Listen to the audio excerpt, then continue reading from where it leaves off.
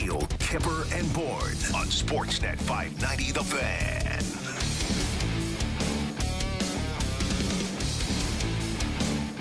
We are real Kyper and Bourne, and we are live streaming on Sportsnet's YouTube channel from here on in, daily, 3 to 5 Eastern, every day. I feel immense pressure now. Put on your game face, because people are looking. I did put on makeup. You know who's really excited is my parents right now. I could just see them right now. I could see my dad pushing the play button on the VCR, screaming at my mom, I don't see him. I don't see him. Is it a VCR still? It's my parents. He's 87. Just a blinking 12. Yeah, man. I really hope my sisters at this point have explained to them how they can just go to the internet and find us. Every day they're going to be so happy. Just give them a wave. There we go. And we're off and running. Hi, Mr. Kypreos and Mrs. Kypreos. There you go. You're in for a free souvlaki with that. She just has souvlaki in her purse to hand out. All right. How wild was Saturday night? It was a classic Norris division game. You want to go back to VCRs and Sony Walkmans? That was a mid-'80s Norris classic, 10-7. I don't know. I watched that game and the word Norris didn't cross my mind too often looking at some of the defense. I shared that clip of Pius Suter defending Austin Matthews. Looked like Matthews had a force field around him or something. So not the best defense, but really the defense wasn't the worst part, which we'll get to. I think we can dissect it a little more. I'll throw this out to superfan Sammy, who I'm sure at the end of the day was like everybody else. The narrative was, yeah, okay, we're going to nitpick this for sure, but a fun game, an exciting game, all offense. Leafs can score. Two best players in the world right now, arguably Marner and Matthews, and everybody went home happy. Yeah. Sammy, is that pretty much the case? I was at a bit of a shindig on Saturday night, so I was watching. So alcohol was involved? Couple Little boots in the house. I mean, it was pretty early at that point. So I was watching with a big group of people, and I was watching them run it up on Detroit. It was like, oh, wow, yeah, they can beat the crappy Red Wings here. There wasn't a lot of real enjoyment that went into it. It was just a fun game to kind of have some goals going in. And then it got to 7-3, and then you're like, oh, okay, 7-4, okay, 7-5. Jack Campbell gets pulled while leading a game. 7-6 goal goes in. I'm like, all right, guys, time to shut up. We got to watch this game here. Like, it kind of got serious in a hurry, and it was fun. There's lots of things to talk about, but boy, oh boy, I can't remember any wilder games than that. I think of that afternoon game they played against Carolina, where I think they were down 3 twice. Mitch Marner scored a goal off the face. I think it was an 8-7 final. Like, they've played in some wild ones, but that was a crazy game, boys, and it was fun to watch. As a fan, I enjoyed it. So can we learn anything?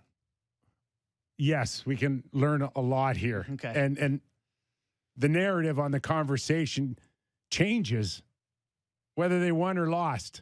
When it's 7-6, and we talked about this. I love our show. It's great. The three of us together got 2 hours. But I also like our conversations during the game. Yeah. Because we get on this, I don't even know what it is. WhatsApp. WhatsApp. Yeah, it's like the most popular. And we start sharing our thoughts and ideas. Yeah. And I do believe that the score was what? It was 0-0 when you tweeted Detroit. The game had just started. Detroit looks like they're going to give up 6 tonight. At 7:40 p.m., I'm watching Detroit early, and I say, this is a team that could give up 6 tonight. And what was it that you saw that made you think that just before a goal even went in? Just their heads spinning like Linda Blair in The Exorcist. Okay. Yeah, that was it. Yeah. They were spinning, and they were looking, and missed assignments, and the Leafs, when they're on their game and they've got that forecheck, I've said this and still believe it. When they are on their forecheck, they are the best forechecking team that I've seen all season long. Yeah. And the feel was that Detroit was fighting it right from the get-go. Detroit 2 years ago was the worst goals against team in the NHL by like a great distance. And then last year they kind of locked it up. They only gave up 3 goals a game last season. This season they're gross again, like over 3.5 goals. One of the worst teams. They're defending that. Like we had just seen them play Minnesota before that game, and it was night and day watching those two teams. I mean, Detroit's defense is just, it's a mess. So naturally the Leafs feasted, and they played pretty well for 40 minutes and looked like they were doing exactly what you would expect them to do against a bad D. But then soup everywhere. A soup sandwich in the crease. Soup sandwich. Yeah. Should we go to the coach on some of this? Yes, I do, because there's again, we love on this show breaking down Sheldon Keefe and what He's says our and reading. fourth host. Reading, he is. He should get something. Sam, can we get him a T-shirt or something for I'm sure being part of the would show he not so want much? Oh, I'm that. sure he'd love that. Kyper and Bourne's favorite guest. He'd love that. I want everybody to listen to Sheldon Keefe describe Saturday night, because I got a bit of an issue with it. Well, I thought we played an excellent game. I mean, let's not let the craziness of the third period and, take away from the fact that we played an excellent game, even within the third period. I mean, within all that nonsense, like the way McKayev responded on his goal, that line scored us a huge goal there, the way the penalty kill responded, in a key moment. So the craziness of the period, that's going to be the focus and the attention. But our guys played a really good game today. You go into a third period and you really just want to, just get out of there. And then all of a sudden they throw a floater at the net and it goes in and they get life. And then they get a couple more just like that and it changes things. So, things change there quickly, but let's not lose sight of the fact our guys, played a really good game today. I get where he's going and where whole Leafland goes. But I just want to say that I'm a little older than you guys. I can't ever recall seeing a worse display of goaltending from 4 guys. Oh my God. All 4. Yeah. Never have I seen that bad. That's a great All point. 4. That's 4 All bad goalies. 4 could not stop a beach ball. But according to Sheldon, it's just really one guy that the finger is getting pointed on here. And I'm not saying it's not necessarily warranted. He was horrible. Jack was horrible.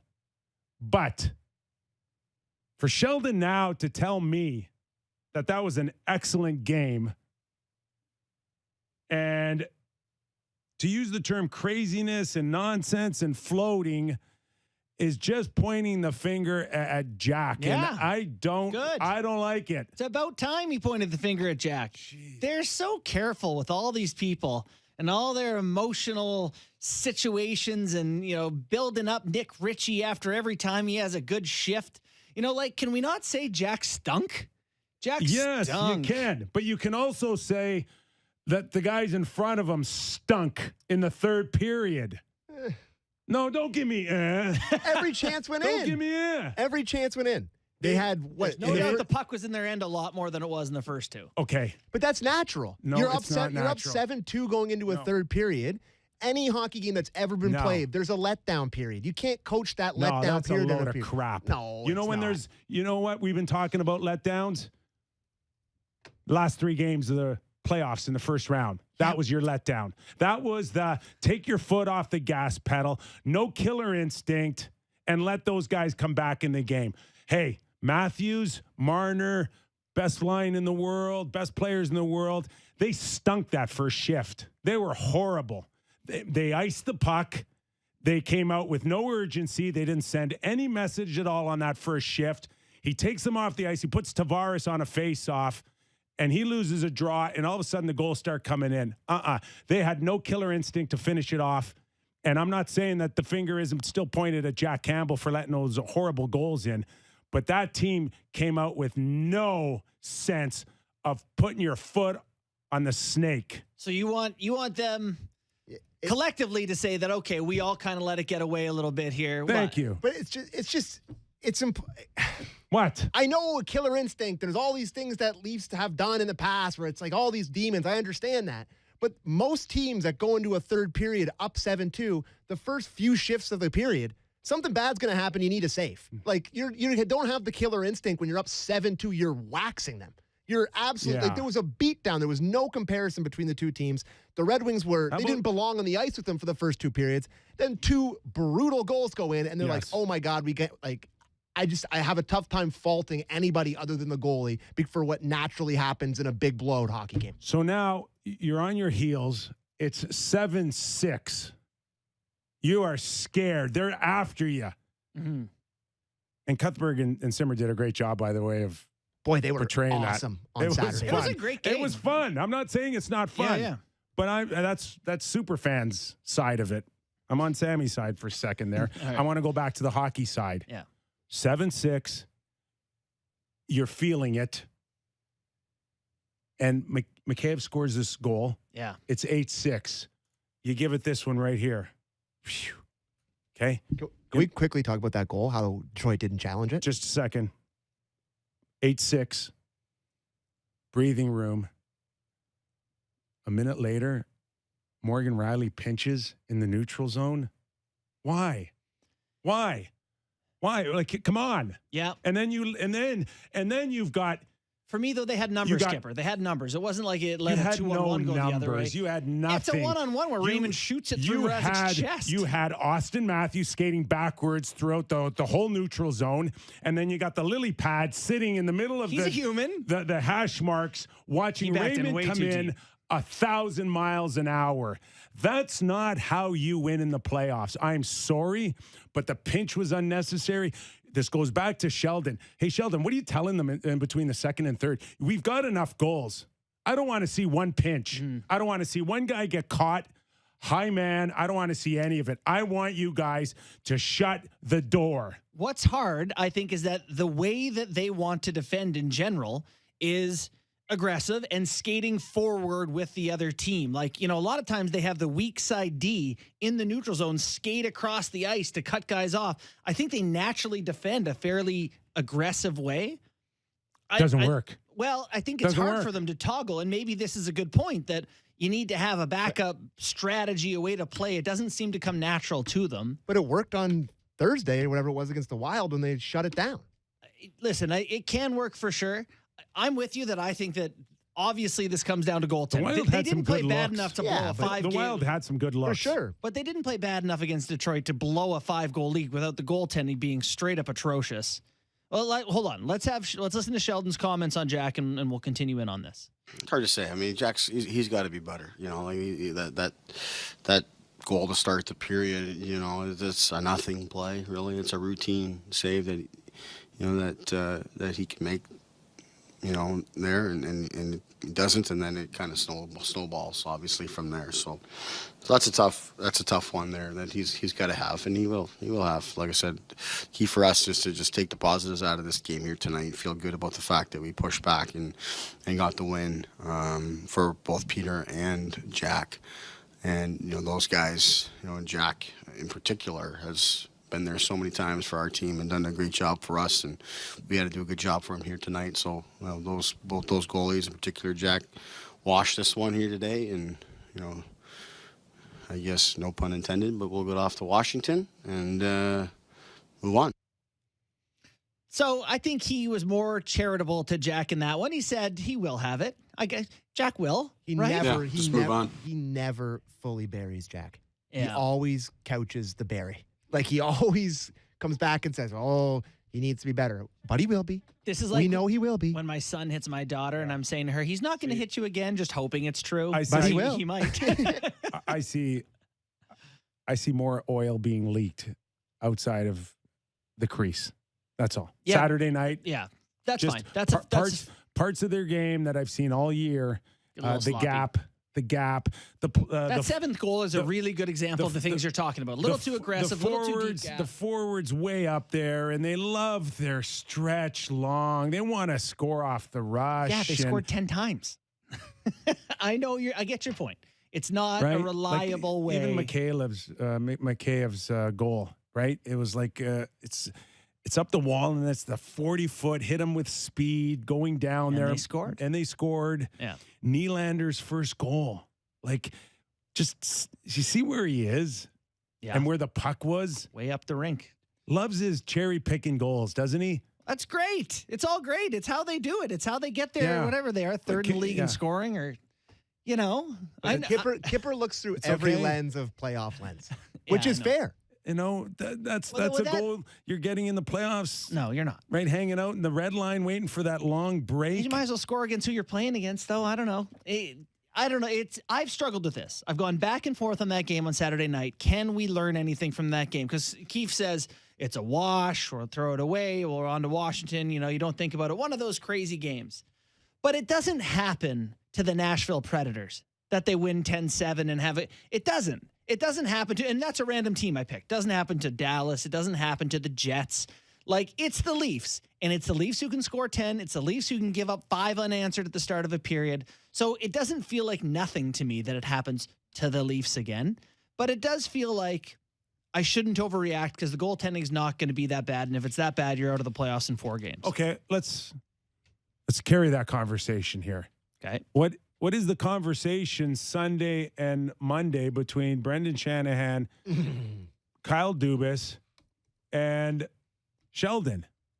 Boys, do we need to look for a goalie? Yeah. Is that at least is comes that up in the room. not coming up in the conversation? I mean, listen, I know Sammy said about Mrazek. He was like, you know, even Sheldon said that we put him in a tough spot there or whatever. I don't care.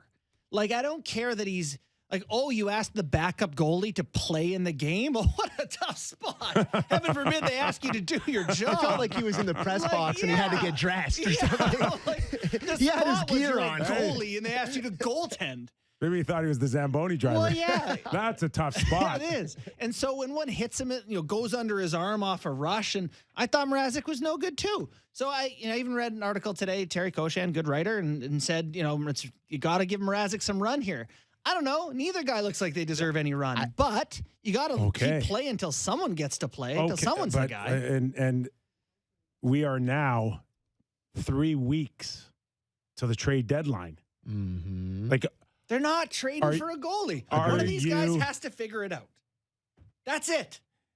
And if they don't, then you lose. You lose quickly and painfully, and everyone gets fired. Those are your 2 options. So, I'm not far about everybody getting fired. So but listen, you can look at this. The Leafs are in a playoffs. They're making the playoffs, right? They're in the 3rd in the division. They're far and away out inside a playoff spot. That's not a concern. They might win the division. So you've been winning at a pretty good clip with pretty bad goaltending for a long time here now. Since start of December, they have not gotten good goaltending. So you look at that as a positive. You say, holy, What if we had goaltending? We're scoring.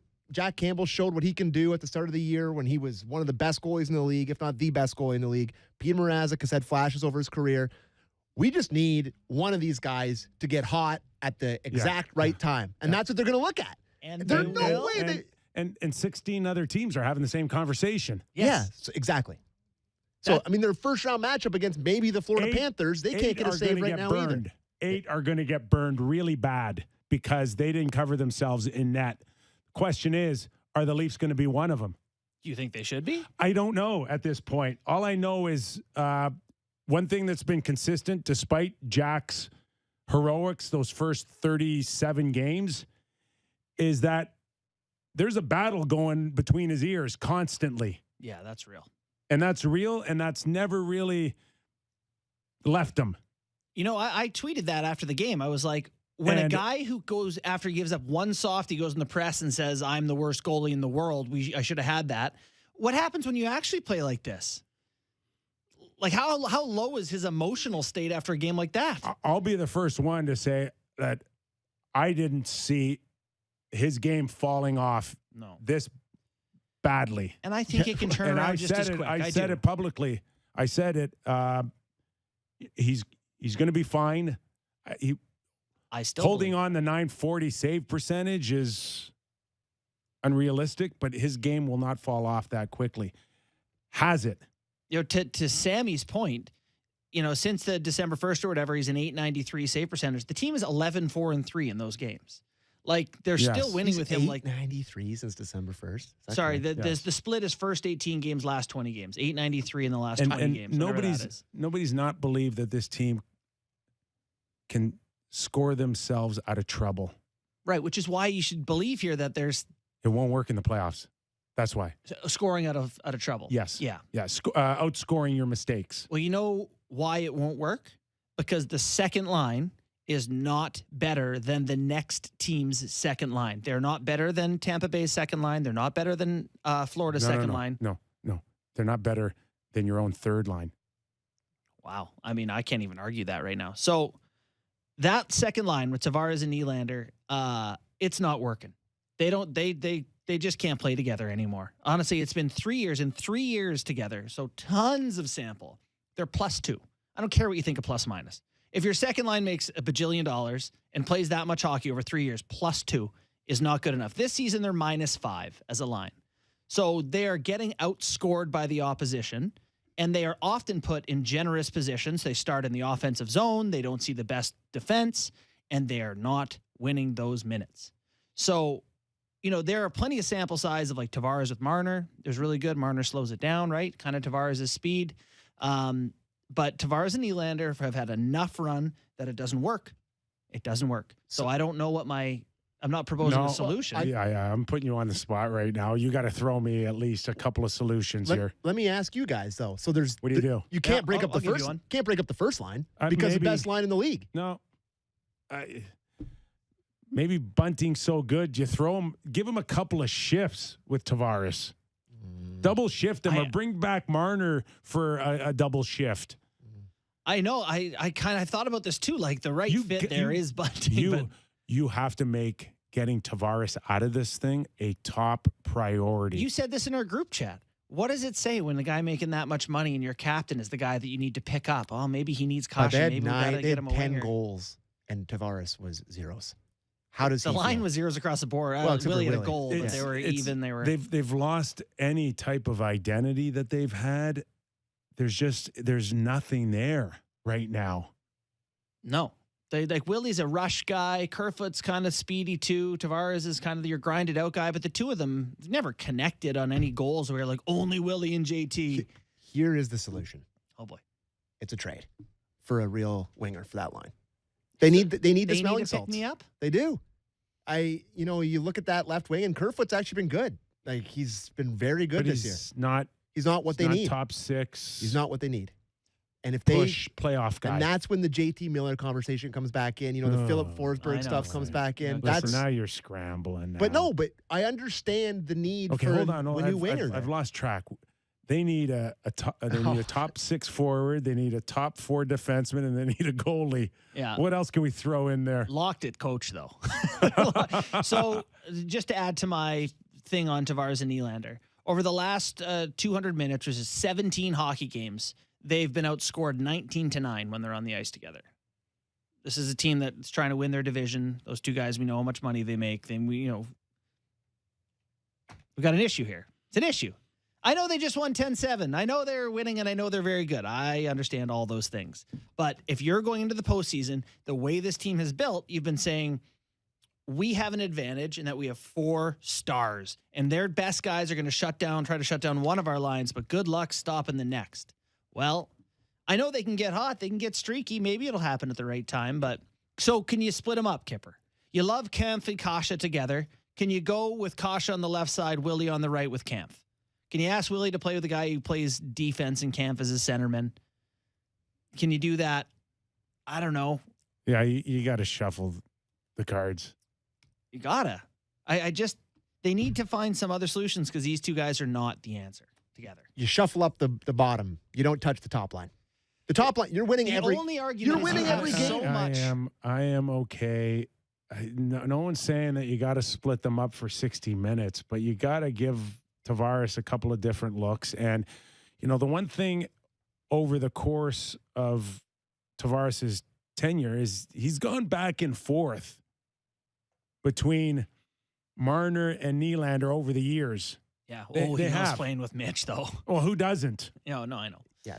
So you can't now bail on your $11 million captain and just say, hey, sorry, these guys are so good. You're stuck with Are you going Nylander. to bail on your Rocket Richard hopeful?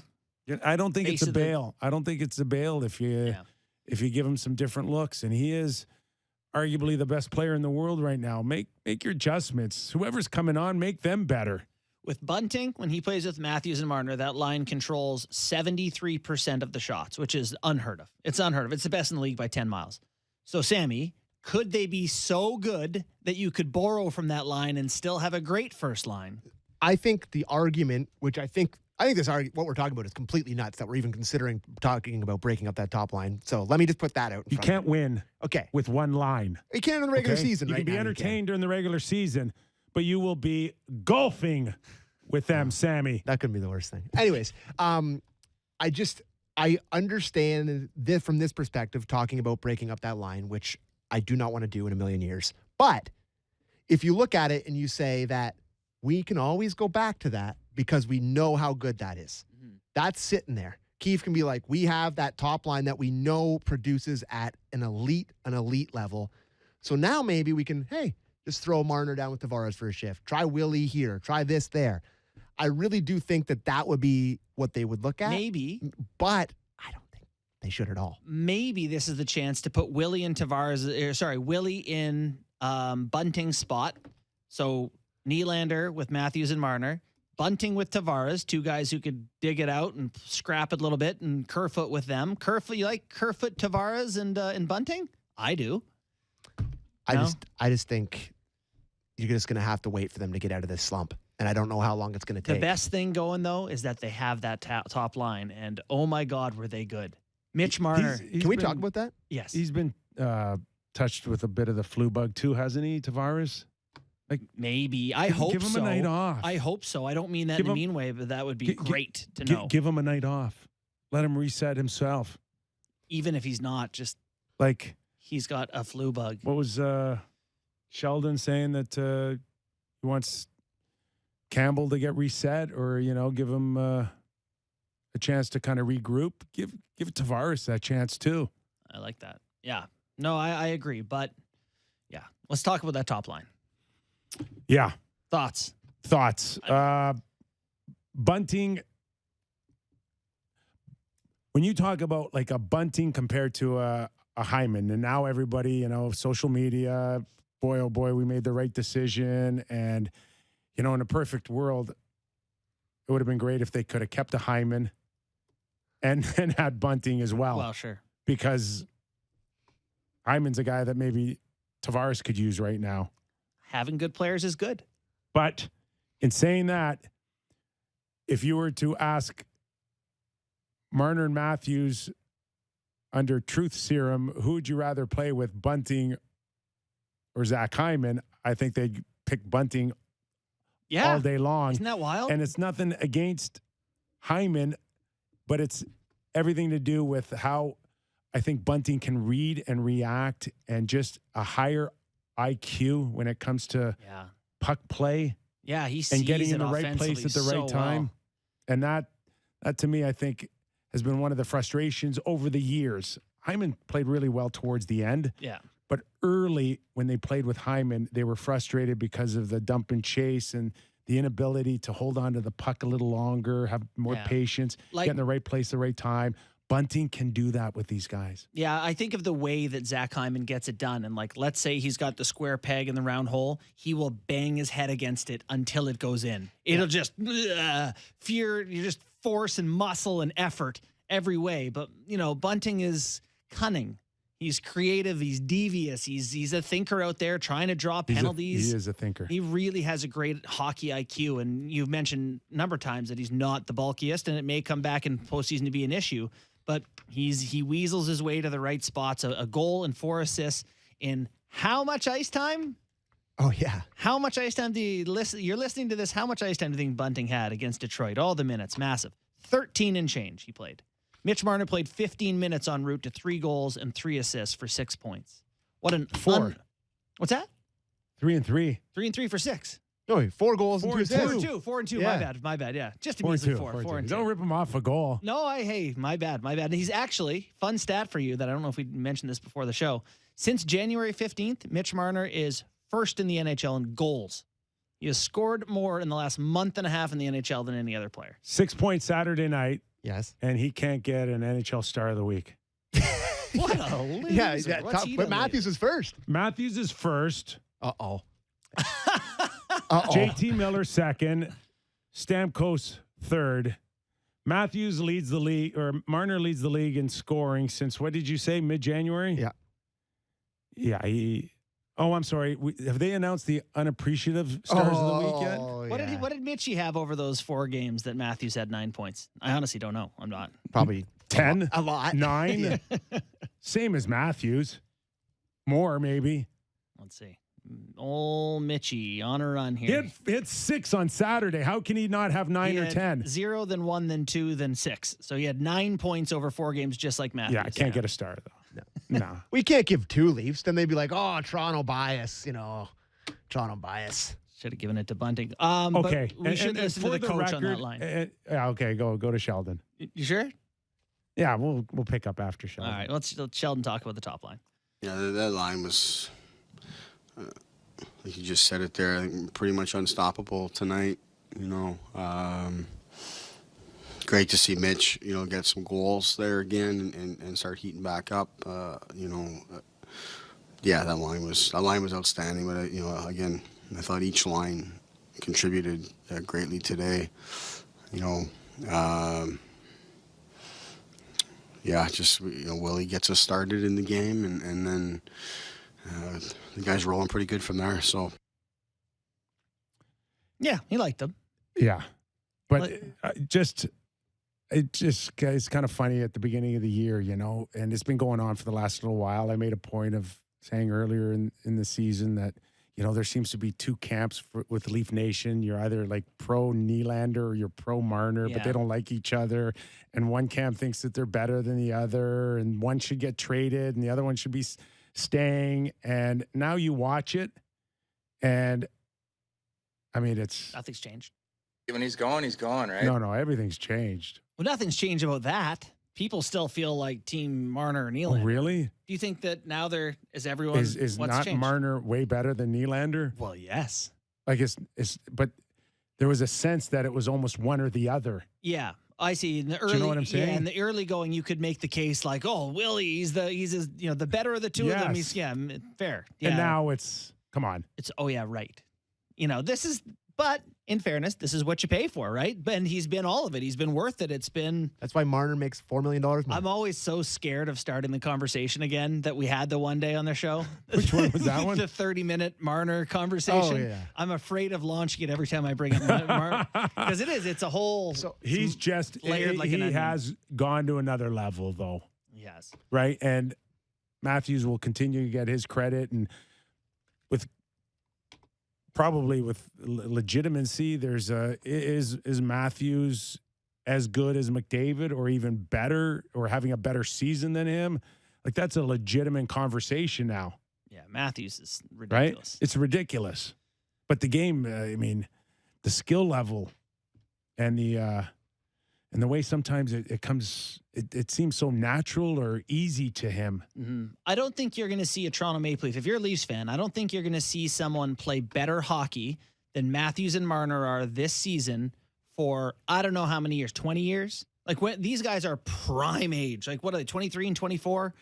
Somewhere around that. Like, that is you look at the back of the hockey card of Gretzky and Lemieux and the greatest of the games, they have that statistical peak, and it's now. You're watching the best of, I think, the best Leafs you'll see ever right now. It is unbelievable. That night was such a showcase of that. And that's what would make losing in the first round hurt that much more for Sammy. I heard JD Bunkus say this too, the same Right? thing, that makes it more urgent to fix the 100%, whether it is the blue line or if you think you need an upgrade in goaltending. It's just so scary. Like, I'm trying my best to not even think about the playoffs at this moment. I'm just trying to really appreciate what I'm watching every night with Matthews and Marner.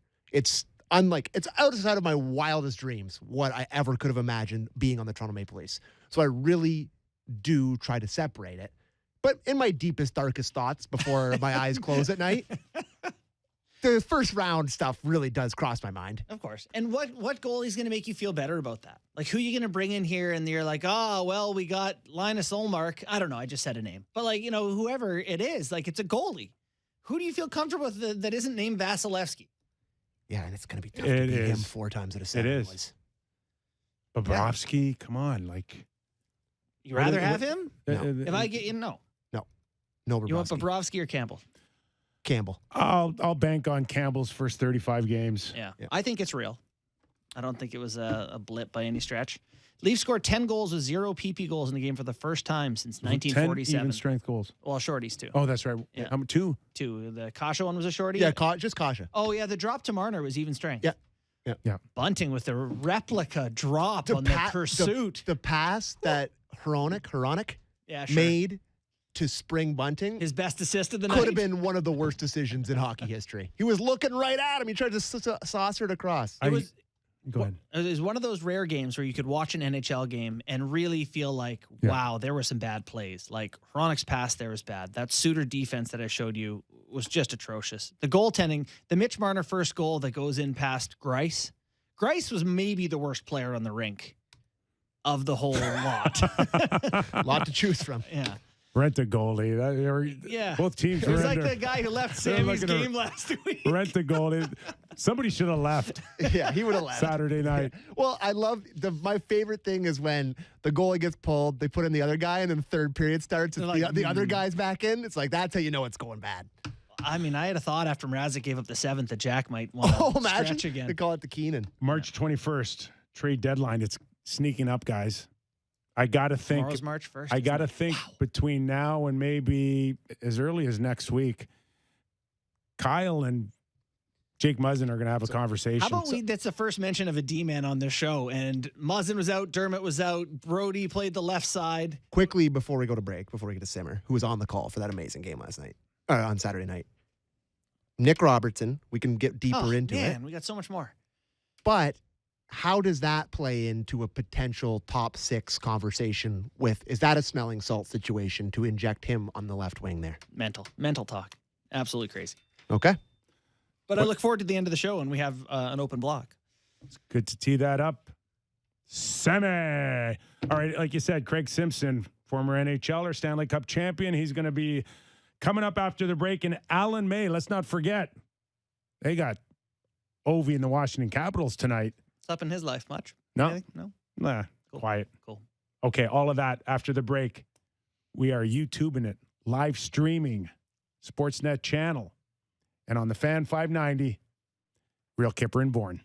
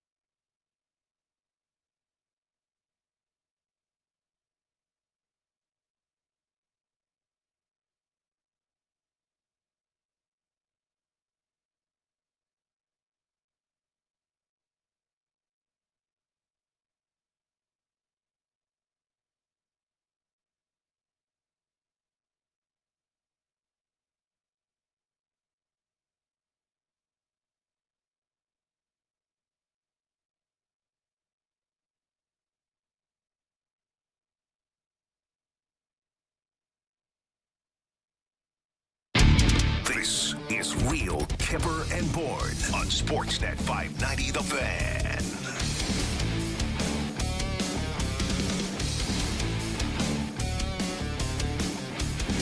Nick Kypreos, Justin Bourne. Live streaming on the YouTube channel. You know what's the best is when they start chatting. I did this when we had Real Kyper at noon, and it would be Doug McLean and I, and you can actually just see the conversations. Yeah. Tim Manto. Did Doug know what YouTube was? No, not really. He's another VCR guy.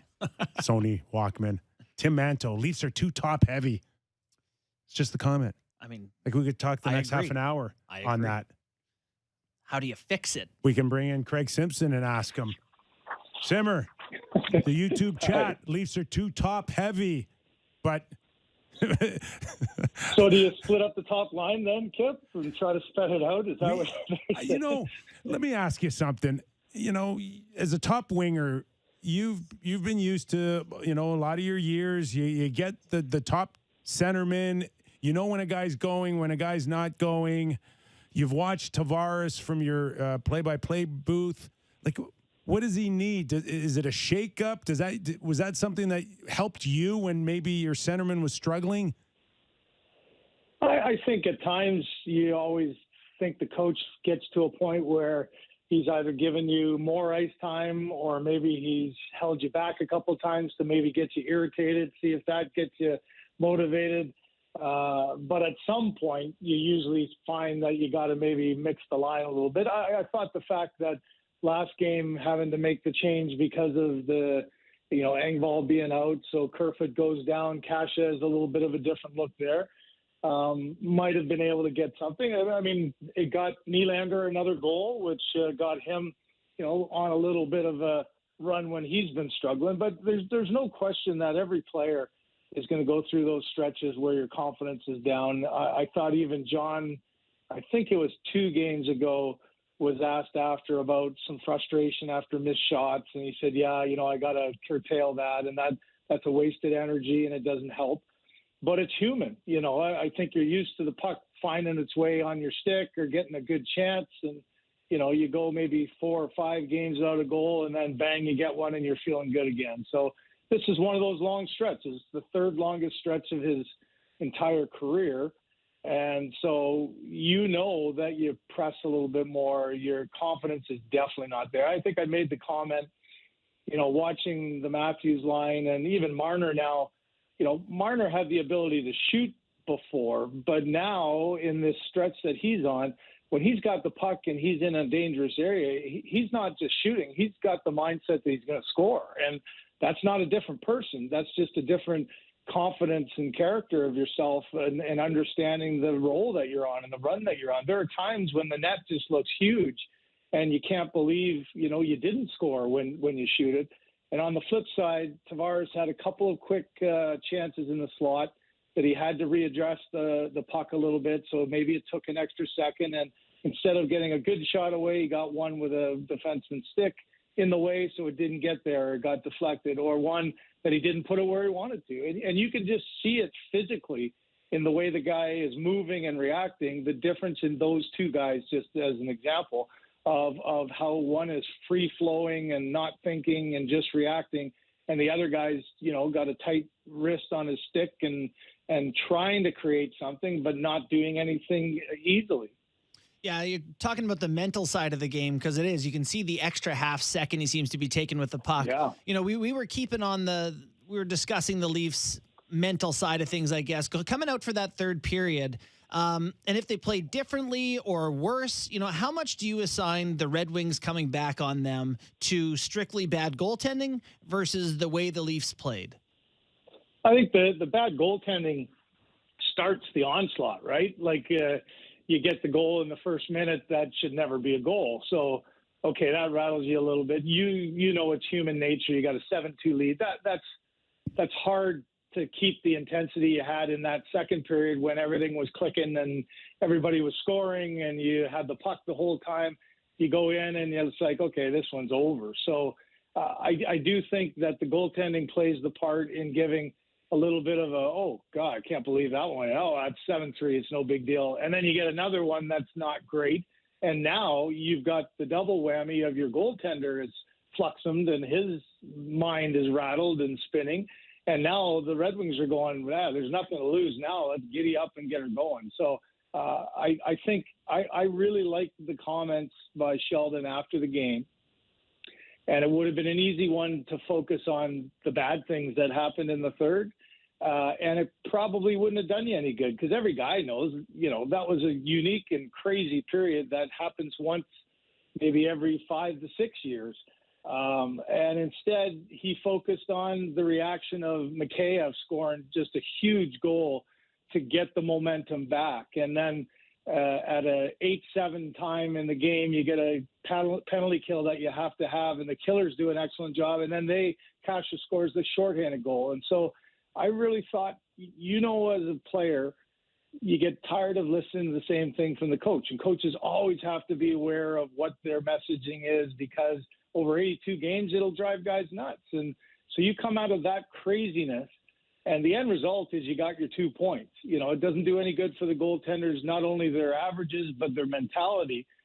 But I thought it was a good time to focus on the positives there and praise the guys who got themselves back in to help Peter Mrazek. I've said it on the broadcast. There is no way Mrazek was ever thinking he was going in to that game unless something physically happened to Campbell. So, I think that's the messaging that you get through that. You kind of have to burn the tape, so to speak, on that third.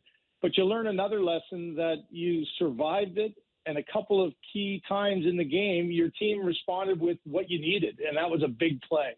And those are the kind of things that, that game in a playoff series, if you lose that game, that might lose you the series. Like that just might change the whole dynamic. So I think you get out of that going, we learned a little bit about ourselves, and let's think about the positive things that the guys were able to do under really quite crazy circumstances.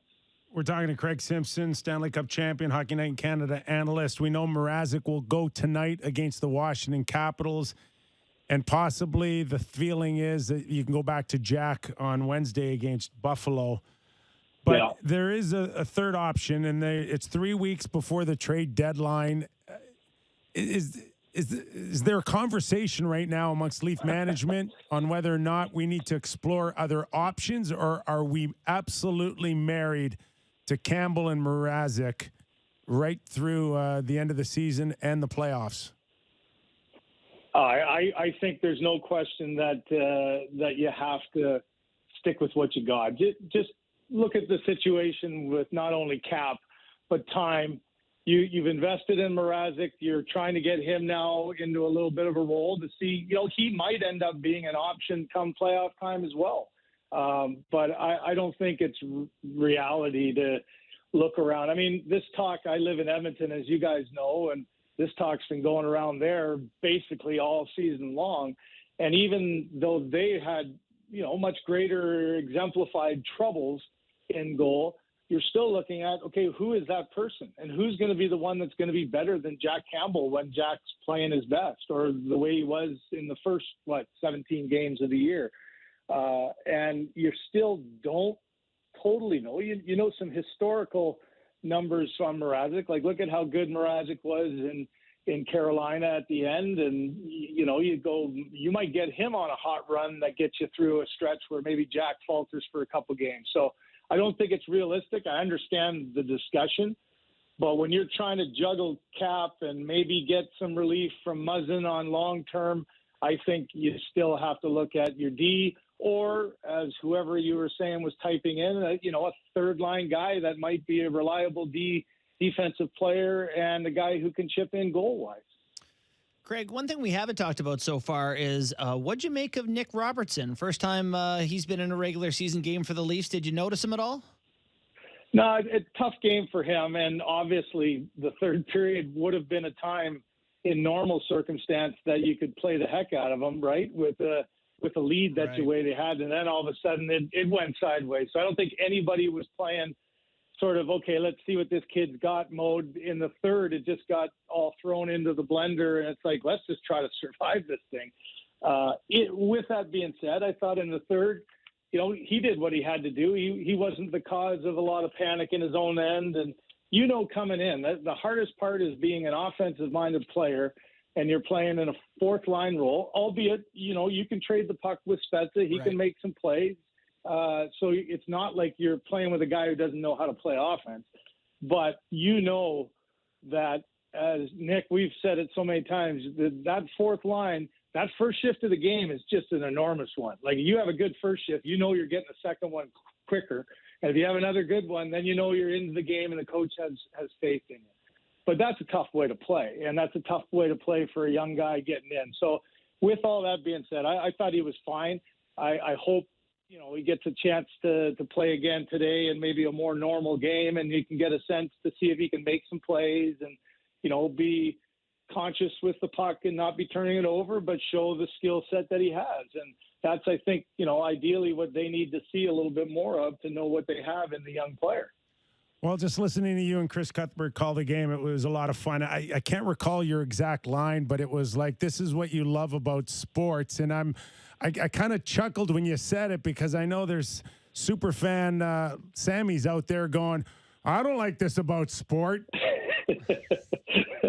Yeah, well, as soon as you think something is just a given and nothing crazy could happen, I mean, we've all kind of lived it in our sporting life, whether it's in minor sports where you have some incredible comebacks. I think at the NHL level, we blew a 4-0 lead, I think, to Winnipeg one time and lost, and we had a 4-goal deficit that we were able to come back on, and that is the magic of just momentum is amazing, and how quickly a confident team like Toronto in the second, at times, the Matthews line specifically, it was like, the Globetrotters out there. They just had the puck all the time, and you knew that they were going to either score or get a good chance.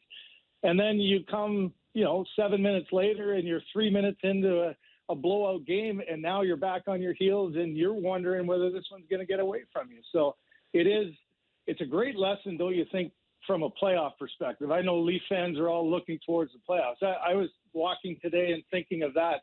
That kind of game might happen, probably not a 10-7, but, that kind of momentum swing games, that happens in playoffs, and that changes series. Yeah. And we all know that, from a Toronto perspective, everybody has lived that and seen that. But that's why I felt Sheldon's comments about the third are for that kind of moment, going, if that was a playoff game and it was a 1-1 series, or we were down 2-1 and all of a sudden we were thinking we're even the series up and now we're down 3-1, if you don't handle it the way they did and get through it and find the big plays to win, you might be out of another series again. And I think that was sort of the messaging for him to say, put that one in the memory banks, guys, because sometimes coaches in the bench in a blowout game are trying to push you to get your game back because you're playing a little easy. And that's a good reminder of what can actually happen. Yeah, no, I mean, it really does happen in playoff games. We saw Florida and Tampa Bay last year have a 6-5 game, a 5-4 overtime game. So got to be prepared to play games all different ways.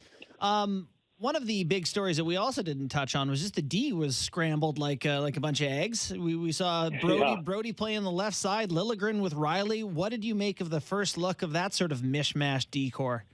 Well, here again is a coach's discussion saying, we wanted to try the left and the righties and try to get guys on the right sides and juggle it up a little bit, because you're going to have to. You're going to have Muzzin injured or somebody else gets hurt, and a guy has to go into a spot that he's never played with somebody before. So I don't disagree with it. You're sitting at game 52. So you got a little bit of time to do some experiments and see. I thought the guy that it probably hindered the most, and I think I mentioned it on the broadcast too, is I really didn't notice Morgan Riley much at all. And I wondered whether he wasn't, when he's at his best, he knows he's got Brody as the safeguard. He knows Brody can read defensively. So he jumps up almost, 90% of the time. And I just didn't feel that. And I'm sure it's just, you got a younger guy on your right side. You're not quite sure of what his reads are off of you. And I thought he played a much more passive game. So give it some time. A guy who's probably been fighting for his life more than most is Hall. And, to put him with Brody and allow him to settle down, I think just helps him and gets him, under his feet a little bit more, get more confidence with his reads. He's a guy, he's got a 3-game point streak. He's got 5 assists. He's +8 in his last 5 after -5 and 3 and sitting out a while. So, in the experiment may be working in that regard, that it's helping one guy. It might, pull Riley back, but you're not worried about what Riley's going to do. And I think you got to be open to change and see what it does and see what you have with those different kind of pairings going forward.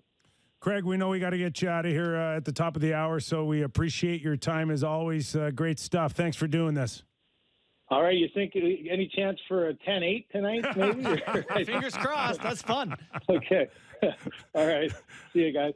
Catch your breath. That's all. Sammy was saying that one of his buddies had a parlay, a multi-game betting ticket, and going into the last game, he was like, "I just got to hit the under in Leafs Detroit, and I win." He was all fired up about this ticket. Well, 6.5. Oh, 6.5 total goals. There ended up being 17. It only went over by 11 goals. Wow. You should have to pay double or something if you miss that badly, or maybe win. Good stuff from Simmer there. Yeah, really good stuff. So much talk now about JT Miller or, whether Leafs have to shop for a goalie, but it's really going to come down to that blue line and adding to it. It has to have been the focus the last few months, and it has to be going into the last 3 weeks here. My understanding is at some point there's going to have a conversation with Jake Muzzin. Yeah. And it's going to be pretty clear, I think, that the Leafs would like to go shopping. And they're going to have to get him on board on the thought of not playing again the rest of the season. Man, you know how hard that is? I know I've talked about this, and I still think they probably should do it if they can. But, do you remember, Riley Nash tried to play for the Leafs in the playoffs last year? How long was he out? I don't know, but he looked like 10 years. They Kucherov'd Riley Nash. He was part of the trade, and then he came in. His first game was in the first game. Yeah. His first game was the first game, right? And then after the first game, it was we're done with that. We can't do that. Yeah. But there was another example of someone else who hadn't played in a long time, and they stuffed him in. Anyway, the point is... I know exactly what it was. Huh. It was Game 5 in the bubble when Nick Robertson had played a couple games, and Andreas Janssen had been out for months. And they were like, get him in. Yeah, he's been hanging around in the hotel room in the bubble. Let's put him into that game, and they didn't score a goal. Well, they did score a goal late. But so my point is, with Jake Muzzin, not a young man, to come back in Game 1 for playoff speed against the Tampa Bay Lightning. What is he, 32? 33. 33. I know that's a young man, but you know what I mean by context of hockey. You know what's scary here is that when Jake was on his game, if you would have mentioned that losing Jake Muzzin, you would have said that would have been absolutely, when he was going well, you would have said that would have been devastating. Catastrophic, yeah. Catastrophic. Yeah.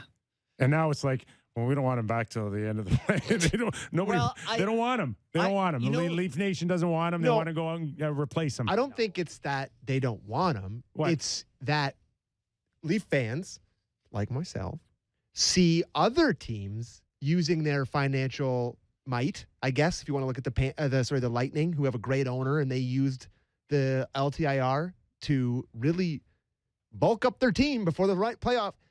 Leaf fans are looking at that saying, wow, we kind of want that too. Well, but this is an opportunity where you look at it and you say it's a concussion. We've talked about how uncertain it is and how, Kucherov was skating with the Lightning during the whole time. Mm-hmm. It wasn't like he wasn't skating. He was on the ice. But February, March, yes, I think. He was skating the whole time. So it's not like he's going to be completely away from the team. He's not going to be, out on an island. He's not going to be, he can practice.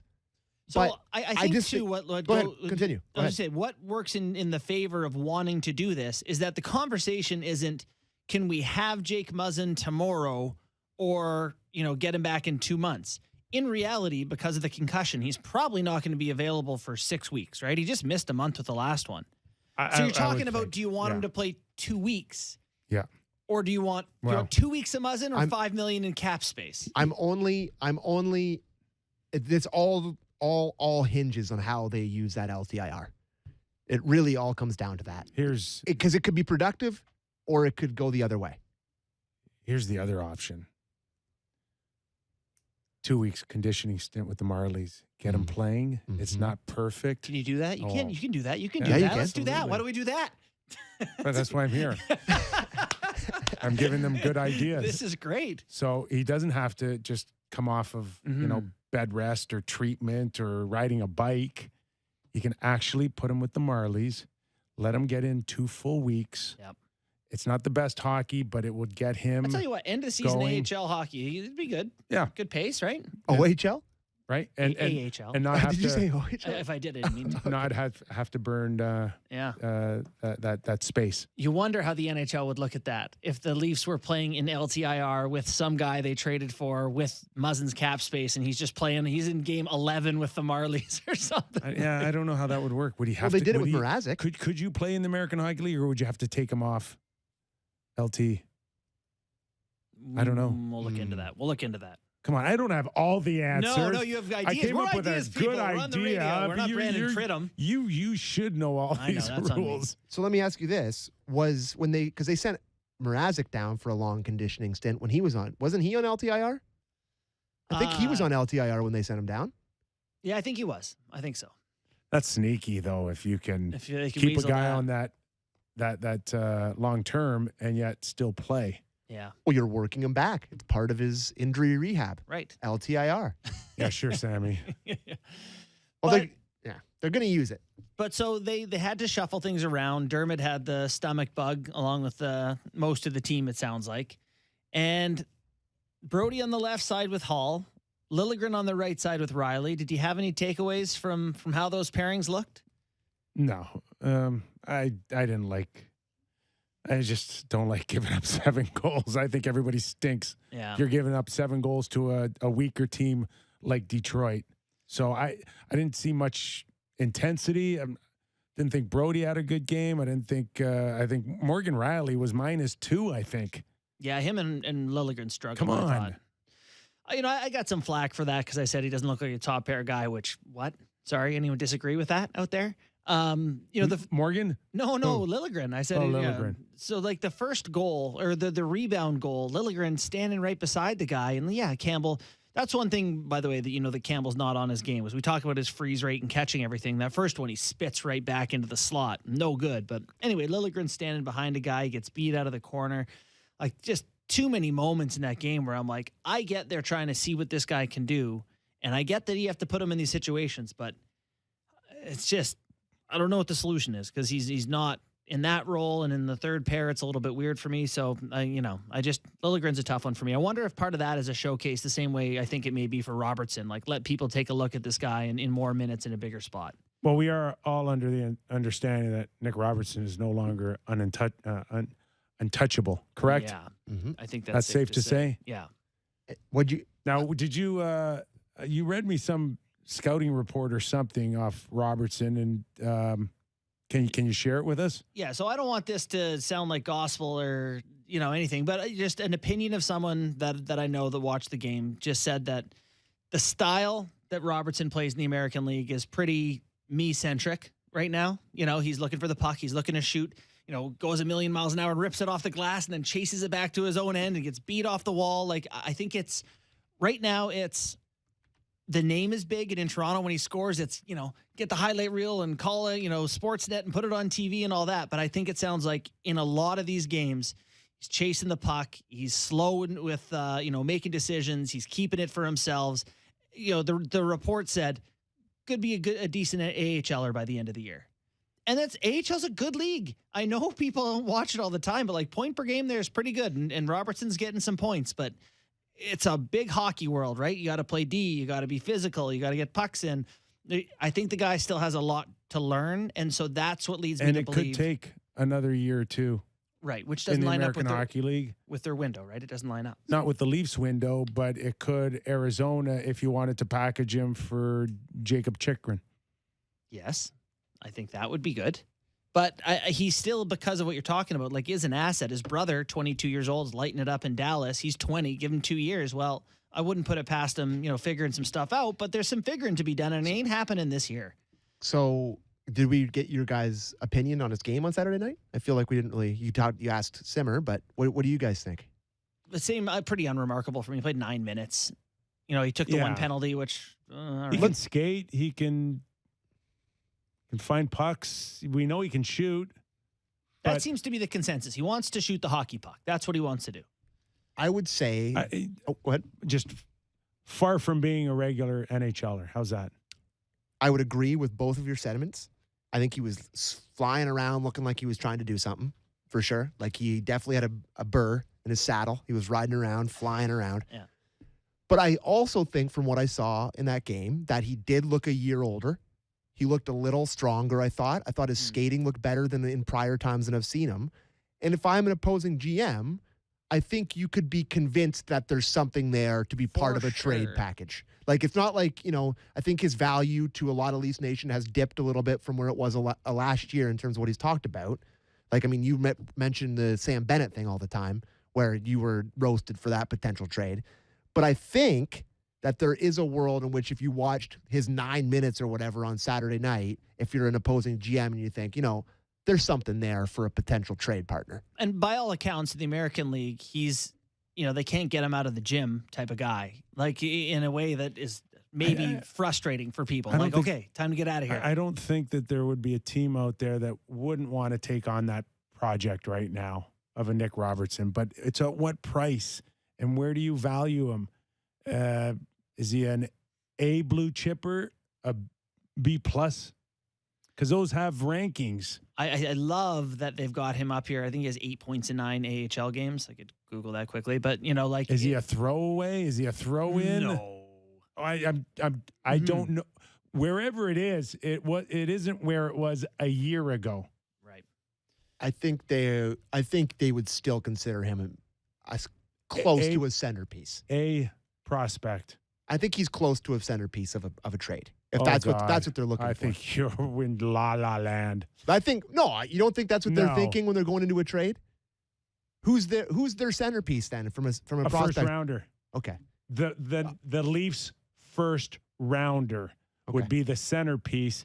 So when you hear first in a prospect, he is the prospect. The thing with draft picks is it's like, would you want a draft pick or a guy who scored 55 goals in the American League in the Junior. OHL? Like, you'd be like, 25th overall or the guy who got 55? You want to go down my list in the last 30 years of 50 goal scorers in junior who never got a cup of coffee? No, I don't, but I believe you. I it's trust a you. long list. Yeah. It's a long list. I didn't get 50. Okay, well, let's take a quick break. I hope everybody's enjoying who's watching on Sportsnet's YouTube channel. Jeremiah, my friend in Alaska, is watching. Anchorage? Loving the show. Absolutely loving it. So if you're Shout out watching out Alaska. there, hit the like button. Sammy needs likes on our YouTube channel, just like Doug McLean did all He those actually years. gets paid by likes. He does. He's a click guy. Alan May, after the break. Former Capital, my teammate, covering the Caps now with NBC Washington. He'll help us tee up Ovi versus the Leafs tonight. You're watching and listening to Real Kyper and Bourne on Sportsnet 590, The Fan.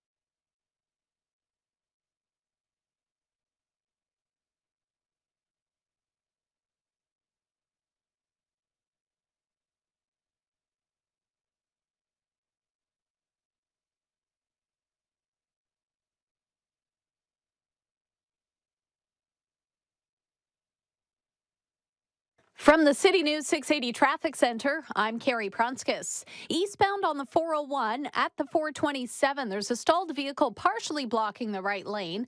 Delays eastbound 401 from the 427 to Leslie, alternately express hand collectors. Then it's jammed from east of Liverpool, express hand collectors to approaching Brock Street. That's where we have police activity on the right shoulder. A message from Canadian Blood Services. Patients need people across Canada to show up and give. Lives depend on it. 34,000 appointments to fill this month. Visit blood.ca.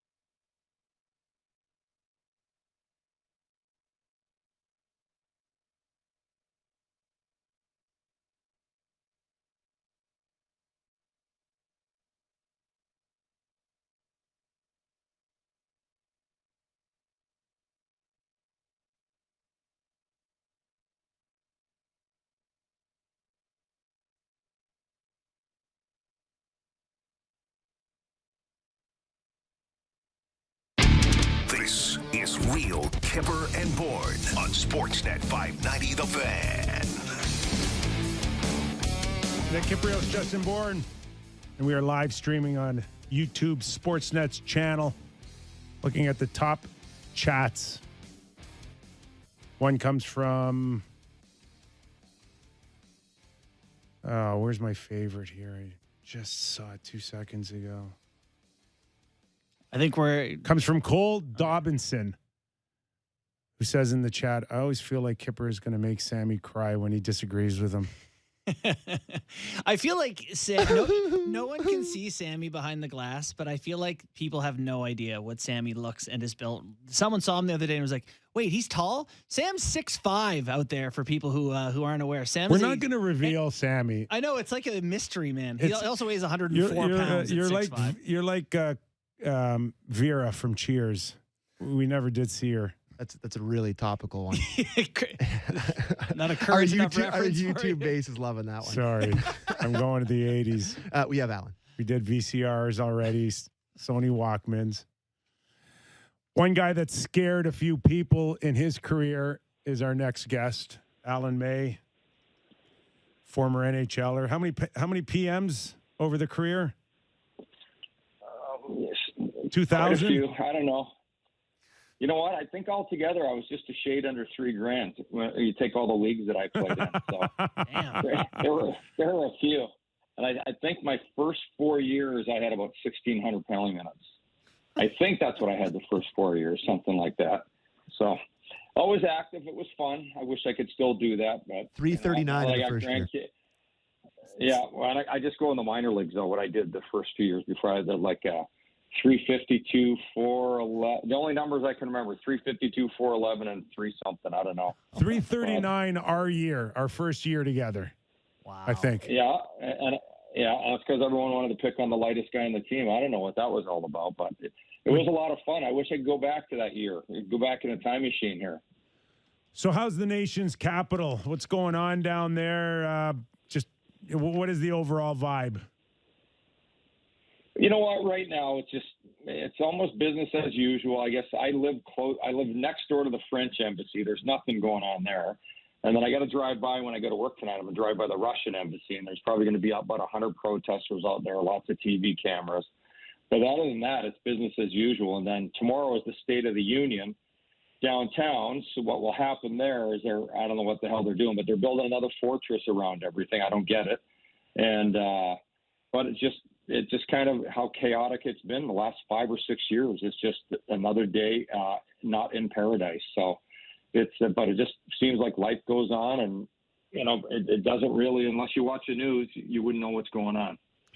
As far as we know we have a number of Russian players in the National Hockey League, Alan, but nobody bigger or having more of a prominent role than Alexander Ovechkin. Is there a sense on how this has affected him moving forward? Can you feel the weight of the world on his shoulders, or is that more business as usual?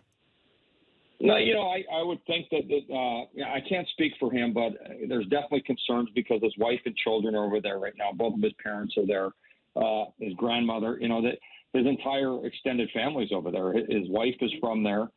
And, so I'm sure that all of the players that are in the Capitals, even the Swedes now, after, what Putin had to say the other day, I'm sure just everyone's talking about, normally you're just trying to keep your talk limited to just what's going on in the hockey world. But now all of a sudden these guys get genuine concerns, and I'm sure that they're all watching the news, listening to the news, reading the news more than they normally do. So I'm sure it's a concern for every single player in the National Hockey League right now that's from the countries over there. And Alan, we do want to focus on the hockey game. Just one follow-up on that before we move on is just how has the community response been to Ovechkin's statement? Is the fans rallied behind that, or are there some people disappointed in the way he's handled it? Well, you know what? There's always people. I go by the 95-5 rule, and there's 5% of the people that always want to be pissed off and create a controversy or upset, telling you what you should say. Meanwhile, they've never said or done anything. There's always going to be people, but I think the majority of the response is Alexander Ovechkin's a hockey player. He's not a world leader. He's, been the best goal scorer in the National Hockey League since he got into it. And, no one expects him to be able to change the world. What's he going to be able to do? So I think most people have just kind of washed it aside and say, hey, he's just a hockey player. And people say, well, he's a Russian. Well, he's still just a hockey player. And, right now, people throwing jabs at him from all over, from different sides. There's some of the people that I've read, they're just people that are making the news about themselves right now. And, so I think by and large here in D.C., people just understand that he's a hockey player and a family man first and foremost. We're talking to Alan May, who covers the Capitals for NBC Washington. Tonight, what kind of team is the Leafs going to see? We often think about Washington as one of the teams that could contend for a Stanley Cup, but like a number of teams out there are concerns about who's going to lead the charge in net. Samsonov has been the goalie, I think, last half a dozen games. But is there a sense that they might have to go shopping, Alan? Well, I think the biggest thing, and I think it's unfair right now when you look at, the Caps have, 65 points, something like that. I'm just going by my bad memory. But, you look at Samsonov, he's 17-9-3. And, he's been hung out to dry in a lot of nights. They've dealt with, like most teams, when you have too many other players in the lineup, the team has been ripe for chances. And I think before they go, everyone blames the goaltenders. When you look at 17-9-3 is not too bad. If he was somewhere else, they'd be ranting and raving about how well he's been playing. Vitek Vanacek will probably play Thursday night. He's played consistently well all season. But Samsonov is one of those guys, and I'm not sure what it is. But every goal that goes in is a bad goal. He let in 2 the other day. People said, "Oh, he should have stopped both of those." I disagree. They were both good goals. There's different things that factored into them, and blown coverage on the first goal. And I think there's been a lot of blown coverage here. And when I look at the Caps roster, to me, they've been playing without a line all season long. They've been basically a 3-line team. It goes the first, the second, to the fourth. Lars Eller's had a very tough year.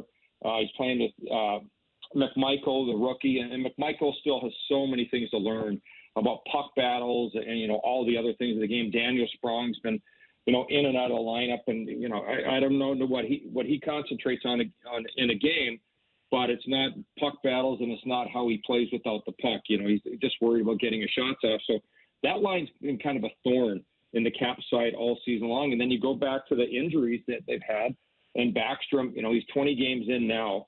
And he didn't get to skate in August, September, October, November, and he still looks like a guy that needs to get his legs under him. Oshie's, he missed 18 games until he came back last week, played a couple, and he still looks like he's behind. And then Anthony Mantha got hurt, I think 14 games in, 18 games in, something like that. And he just started to wear a contact jersey today in the morning skate, which means that he should be back soon. And I think you get him back, all of a sudden the lineup starts to look a little better. But I think they need some help on the right side. I believe that they need help in the top 6 category. And I would say that they probably need another centerman and someone that can play a 2-3 role and be very effective. And I'm not sure if you'd move, someone out to make that happen, but I think they definitely need help in getting another player that can play up front and maybe a defenseman that plays with some snarl. And I would say that I would say the forwards have to be better, and maybe you need somewhat of a badass defenseman out there that's just a little more physical at times. But before I go blaming the goalies, I would say that they need more help up front, and they need to play a lot better when they do not have the puck. Sounds like the Leafs. Yeah, I've heard this story before. Looking at the Metro. Sorry, go ahead. No. Go ahead. Just looking at the Metro, and it's not like the teams ahead of them are without flaws. Like the Rangers are not an amazing team. The Penguins have, they've been hot and cold. Is this Capitals team a legitimate Stanley Cup contender? If they're healthy, because it feels to me like they've got a lot of big names and a lot of guys who've been through it before. It just feels like they've kind of had a rough run of luck this year. Well, they've had, they were one of the last teams to really be affected by COVID, but when it came, it went through the lineup and injuries happened at the same time. So all of a sudden, the record has not been good since all of that happened. But before it, I think they were 16-4-6 before they lost their first players to COVID. And that was without Oshie, without Mantha, without Backstrom in the lineup. They were holding their own. And then after that, when they started to break up the 6 defensemen that were really in that time frame, they had 6 defensemen that played every game. That was the strength of the team. We were talking about how well the young goaltenders were playing. We were talking about the defense, how they were providing offense, how they were stifling other teams. Well, they've been leaking goals, and I'm not blaming the goalies. Are they a Stanley Cup contender? No, not today. They need help. We got to see where the team is when Mantha gets back. Does he go second line, third line? Sherry would go back. McMichael, there's a good chance to go out of the lineup. Lars Eller needs to play so much better. And if you get some help, maybe TJ Oshie goes back to the third line, and you can start to build something up front. But I think when you look at the Caps right now, I go Wilson and Hathaway are the 2 guys that have been there all season long, and there was a hole. There was no Oshie, so you had the 2-3 spots were wide open, and now you need Oshie to get his game in order, and he needs to start playing much better. But you're going to give him the benefit of the doubt after missing so many games. I think he's got 20 games under his belt right now. And he's going to take it probably a couple of weeks, I would say, till he gets up to speed. And if he continues to get injured, they definitely have to make a move and maybe LTIR him and bring in something that can get this team to the playoffs. And kind of like everyone else, you hide players on the long-term IR, with air quotes with that, and to make your roster better if you can. Before the season started, Alan, I looked at, the standings, and I looked at teams, and 2 teams that I thought that could have missed the playoffs when it started were Pittsburgh and Boston, only because they're holding on to those last few pushes from their star players. And it appears both of them are going to make the playoffs. But is Washington going to be looked upon now as one of those teams that is just holding on with their core guys. And you mentioned Oshie and Backstrom, who I know just recently signed a long-term deal, but his health issues, I'm not sure how many more good years he has left. Well, I would think with him, having the hip injury that he did, he had surgery a couple years ago. It was a long off season of rehab. It went into November and early December. And, his best years are behind him. He's got 21 games. He's got 15 points. And I looked at him the first month. To me, that was just like his training camp month. And, just starting to get it going. So they definitely have to start changeover. I would think that the team would look drastically different this year. But I do believe that they can make a strong playoff push with a couple things. I think structurally they need to change the way they play when they do not have the puck. And as I said, they need to make some additions up front. I know that they have an addition in Anthony Mantha coming, and they're going to need consistency out of him. He's going to have to be a noticeable large player. He can skate around players. They need that intensity to be up. They need him to be a shooter, not a passer, not a playmaker. And I know when they first brought Oshie here, his first season, for the first 40 games, he used to drive me absolutely crazy because he was on the line with Ovechkin and Backstrom, and he was always passing when he should have been shooting. When they finally got it through his head to shoot the puck, all of a sudden, he was having career years in the goal-scoring department.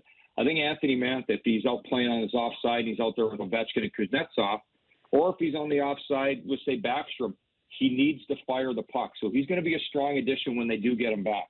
He had a pretty funky injury to his shoulder. I would say that he's probably another 2 weeks. I'd say 2 weeks probably until they get him back in the lineup full time. But once again, I still think that this team with their third line is a huge weakness right now. They've got to bolster it, and I have a feeling that their general manager is out there pounding the pavement right now, trying to make something happen sooner than later.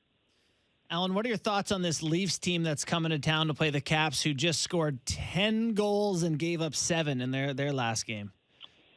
What the hell was that I Saturday don't night? know. That was like 80s night. I kind of loved it, and I was like, no one's really hitting, and it was just trading chances like they were 10 years old, like a 10U team. I thought it was good. You know what? One of the things that I thought the last few years, I thought they were slow in their bottom six, and I think you have to make sure that your role players understand their roles. I think their top six is spectacular. There's, Kashe, there's a lot of different ways you can look at him, but Tavares is putting up. Nylander, the forgotten man.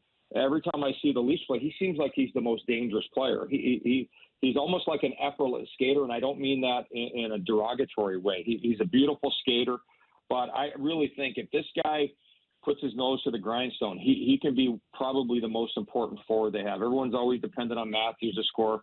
The Bunting kid, I love watching this guy play because he's a pain in the ass out there. More than the 18 goals and the 40 points, he's a pain in the ass. He gets to the paint, he drives to the net, and I think they have to have more of that. Mikheyev has to add that to his game. The Kemp-Kerfoot line, they've got to be strong because I really think the third line on all of the teams is the one that's the difference maker. I look at Pittsburgh, and they're such a well-coached team, but their top three centermen work it. And I think they're the best coach in the league. And, both Mike Sullivan and Rod Brindamore, to me, are the two best coaches in the league. And I think they force their teams to play with jam. So for the Leafs to go far, I think they have to play with jam. I'm a huge fan of Jason Spezza. I think he brings it every night. He's still a guy that's strong in the face-off circle. I love the intensity, the fact that he's bought into the role of being the fourth-line center.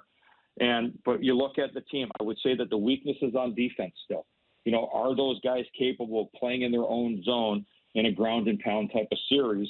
And right now, when I look at the lineup, I think that's what the Caps have to focus on tonight, is playing a ground and pound game down low against the Leafs tonight. If we are talking about a ground and pound kind of team in the East, I think most of us would probably pick Florida for those first 50 games. But I don't know if they look tired, but there's a hiccup there as well. Overall, who do you like in the East? And we include, obviously, the Metro Division in this as your overall big, heavy team with just the right amount of skill. The Tampa Bay Lightning are, to me, they're still the favorites. They get in your face. They change their identity. 2 years ago when they won the Stanley Cup, they started to push back. They were easily intimidated. They didn't focus on the physical game. And Now they have brought in players. They've replaced players very well with the guys that they had to lose because, with the salary cap circumstance. But I look at Tampa. The defenseman will play physical. Victor Hedman has gone from being a guy that was taking hits. Now he's making hits. He's involved in every scrum. You see him face washing out there. There's a 90s throwback. And I just think Tampa, when you look at how gritty they played, I look at that outdoor game the other night. I watched that and the Leafs game simultaneously. And I just thought Tampa, they were involved all game long. And I have Nashville as probably the hardest working team in the league. To talk about a team that, scratches and claws to get every point. And Tampa really took it to them the other night. I thought they played a very physical game. They played defense. They line up 5 guys at the blue line when they have to. For a while there, all they were doing is try to dance up and down the ice, kind of like Florida. Florida's that team. Now, I have not seen so many odd man rushes. I guess the last team that was really odd man rushes, like the Florida Panthers, was the Penguins that you and I played against, Nick Kyper. Back in the 90s, the team that won back-to-back Stanley Cups, they were up and down the ice and odd man rushing you to death. And I look at Florida, they're probably one of the most exciting. They probably are the most exciting team every game in the National Hockey League because every time they get it, they're in a full-court press. They're getting after you. And I just think they're in a little bit of a hiccup right now, but they will come around. I think they'll end up leading the league in points when it's all said and done. But to me, Tampa's the team you put your money on because they're playing every style of hockey there is. All I remember is Mario Lemieux looking at me and go, "Why don't you go back to the minors, Kypreos?" Like, oh, that hurts from you. That hurts. And and you know what? And you look at they had Yager, and he was just skating around. He was fat. He seemed like he was faster than everyone. He was stronger than everyone. And then they had those knucklehead Stevens and Tocchet and Ron Francis. There were just so much depth on that team. And but they had a simple breakout, but they just wrapped the puck around the left wing. That guy would just fling it across the ice, and they'd be off to the races. It was kind of fun to watch and awful to watch at the same time when they're victimizing your team. But there were some sweet hockey players on that team. Ovi, 5 goals away from passing Yager for 3rd all time. Does he get him tonight? They gave up 7 Saturday, so I had to throw it out there. Well, Mrazek's in net, and I think they're going to have to protect him. But I think he's not going to get it tonight. But I know he was pissed off the other night after the game, and I expect him to come out and be on fire tonight physically.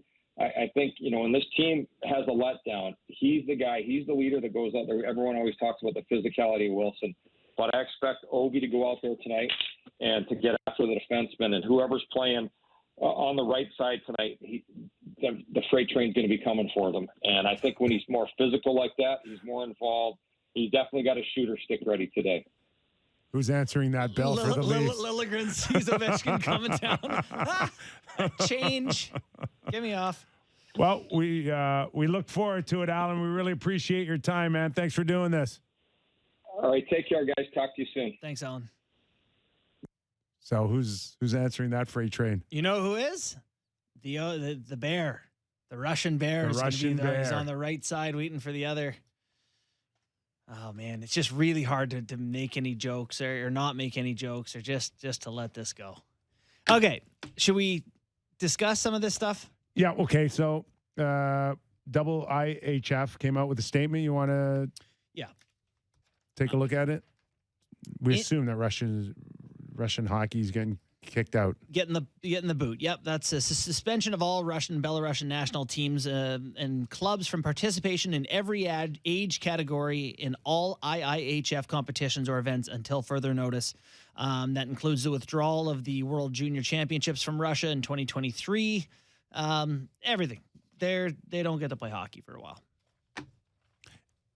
Nothing official on the World Junior Tournament, the one that got canceled, but we assume that could go as early as August. And this takes place after May, I believe. Is that right, Sam? I think it's even later than that, maybe, that they're thinking about. The World Championship? Yeah. That's usually alongside the first or second round of the playoffs. I'm just saying this all takes place in May, the start of the suspensions. Yeah. So right, they would be out from all those events. Yeah, and we also did hear from the National Hockey League for the first time as they issued a statement saying the National Hockey League condemns Russia's invasion of the Ukraine and urges a peaceful resolution as quickly as possible, effective immediately. We are suspending our relationships with our business partners in Russia, and we are pausing our Russian language social and digital media sites. In addition, we are discontinuing any consideration of Russia as a location for any future competitions involving the National Hockey League. We also remain concerned about the well-being of our players from Russia who play in the NHL on behalf of their NHL clubs and not on behalf of Russia. We understand they and their families are being placed in an extremely difficult position. That is from the National Hockey League. So the big bodies have made their move here. So I think we had a strong idea that was coming. Yeah, I would say that the IHF removal of Russia from a lot of hockey tournaments. I mean, if you're trying to hurt Putin in the way that you can, that's a way that's really going to hurt him. Because, I mean, you know how much he loves hockey. We always see those videos of him playing hockey. Just lighting it up out there authentically. Yeah, 10 goals a game, pretty good. Yeah, he loves hockey. I mean, talk about Ovi, the relationship there. So I think that's actually pretty good. They did that. They had to do it, obviously. Everybody else is doing stuff like that. I think they've been pretty much kicked out of the World Cup in soccer. Like everyone's kind of moving in that direction. So good for them to do it. The NHL, I don't really know what that statement means at all, but the other thing is that's not mentioned, but like forever, 6 months, a year. Yeah, I think 2 that's years? pretty like loose. Suspended Until further notice. How this shakes out. Till further notice. Till further notice. What the hell does that mean? Exactly. Yeah. Well, that's all of what's happening right now. Is everyone's? I don't know. I don't know what that means. I don't think they know what that means. I think the only thing they can do is right now we know it's not going to be cool. Yeah. We'll see if tomorrow Putin wakes up and he's like, you know what? It's all off. We missed the World Championships. Yeah. I mean, obviously not because of that, but I'm just saying if things change, which we would dearly love to hear. Of course. My goodness, would we love to hear that? Well, we had a little chat before we came on the air about like what does the NHL do about Ovechkin's he's 5 goals away from the 3rd all-time on the NHL goals list. You know who the next person on the list is after Yager? It's Gordie Howe. Like Gordie Howe. This is a big story. Like this is a massive deal. And is the NHL going to trumpet this? Celebrate it? It's a tough spot. I mean, It's there's Yager too. He's passing. You know why he wears number 68, right? No. It was the year that I think Russia sent tanks in Czechoslovakia. So Yager's probably got an opinion on this. Yeah, I think he's got a little bit of a strong opinion. I think strong as it was the year Dominic that Hasek's. His grandfather, I believe, died in jail because of the resolution. Oh my God. And I don't know. We haven't heard from Yager. Dominic Hasek's been very vocal on social media. Yeah. Towards Ovechkin. I don't know. So like some guys, obviously, particularly European players, have strong feelings on Ovechkin and what's going on there right now. Yeah. Can I read Hasek's tweet? Is that okay? I think, yeah. Maybe just don't swear. It's on Twitter. Yeah. He says, so Ovechkin made his comments that please no more war. And Hasek said, what? Not only an ableist, a chicken S, but also a liar. Every adult in Europe knows well that Putin is a mad killer and that Russia is waging an offensive war against a free country and its people. The NHL must immediately suspend contracts. Like he went on here about what should happen with Russian players and all that. But there are people who are looking and talking about Ovechkin differently publicly than they have, which makes me wonder how the NHL is going to handle this. Well, even May being like, he's an NHL player. He's a player. He's a hockey player. Yeah. It's tricky for the National Hockey League how hard they want to push this celebration of you can't passing celebrate Yager. You can't celebrate it, Kyper. You can't. Well, what does that mean? You just ignore it. It never happened. You just so wait he's gonna pass Yager and no mention on NHL social media about Yager being passed. A sub headline. One of a note. But low key, you're saying? I think so. I think this is the NHL has to just take their lumps here, and we don't get a boost from this. What we have to do is avoid getting a negative. Can you imagine if right now or whatever in 2 weeks there's a tweet from NHL at NHL and it's like the Great 8 surpasses. It's just what's the response to that going to be? No one wants to hear his name right now, and. I'm not saying that's right or wrong, boys. I'm just saying that's where it is. Probably not wrong. It's probably not wrong. And the Leafs are just the center of the universe. How They about go the right timing into the for middle. Ovi? I know. They go right into the middle of this with the Leafs going into Washington, D.C. Is this his first home game since? Right? It would be. Not sure. Because the game they played against the Rangers was at Madison Square Garden. I think Correct. I think that's their first home game since. I can't tell if it's because the Leafs are the center of the universe or if it's been large coincidences, but when my father-in-law passed, Yeah. My wife's there holding his hand, and the next day is Leafs are in town, hockey night in Canada, to bring attention to something that we obviously felt so strongly and passionately about. Now this with Ovechkin, big deal. Leafs come to town within a week to, it's just been they've been around major stories all year. Don't forget going into Chicago. Going into Chicago right Early when in that the year. firestorm Yeah. was going on. Yeah. They have just been around stories. Someone should have a podcast about these guys. Yeah, someone should And talk just- about this every day.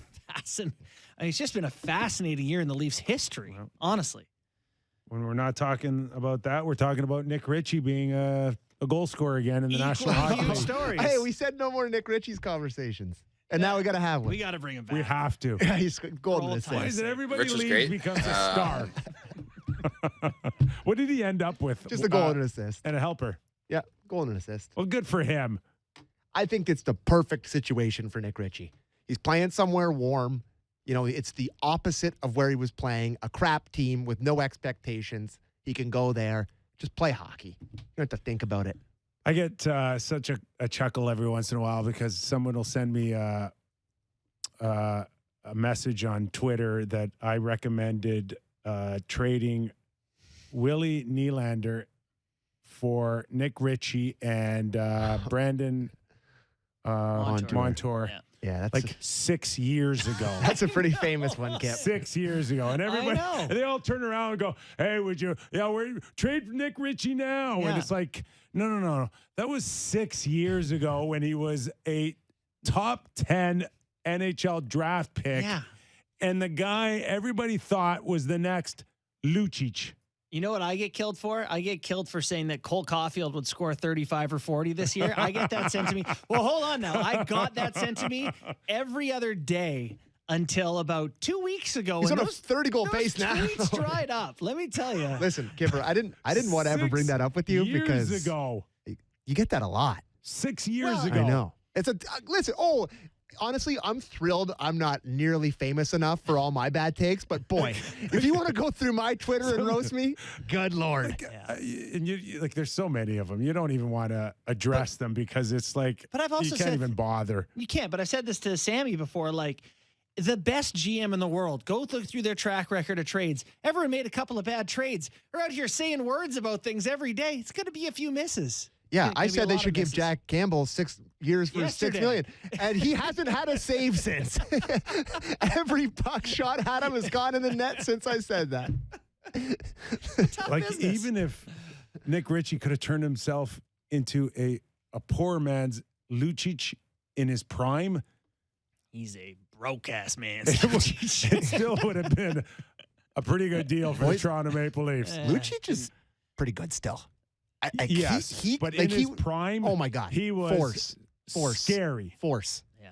And Nick Ritchie had that potential to turn himself into a Tom Wilson, a Lucic, Doesn't one have of the those. mindset. No, That's it. we found that out. Yeah. That's what it comes down to. Just doesn't have that gumption, and to match that potential with the frame and the skill, you got to have this fire burning in you, and we know it's not there for Nick. Do you ever watch the videos of Lucic boxing at 16 years old? Animal.